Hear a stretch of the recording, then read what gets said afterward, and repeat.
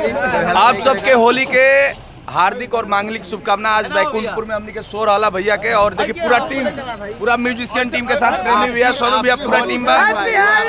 और होली मिलन हुआ है ये आज ही आखिरी होली मिलन है। आज के बाद सब कोई अपना अपना घरे विदा हो जी। भैया के तो चेहरे निकलो सब सामने होता। और हमने कभी भैया के घरे आए शो के बाद होली मिलन था। आप घर परिवार का हमने के मिलन और निकेश भैया के होली मनल आज पूरा टीम के साथ अनिल राय रिविल वाले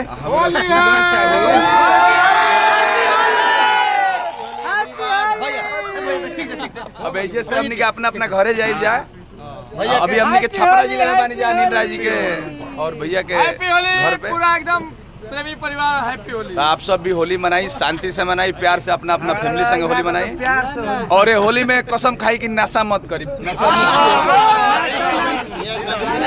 मुक्त होली मनाई और अपना परिवार से खूब एंजॉय करी। हैप्पी होली सबके, लव यू। चलो।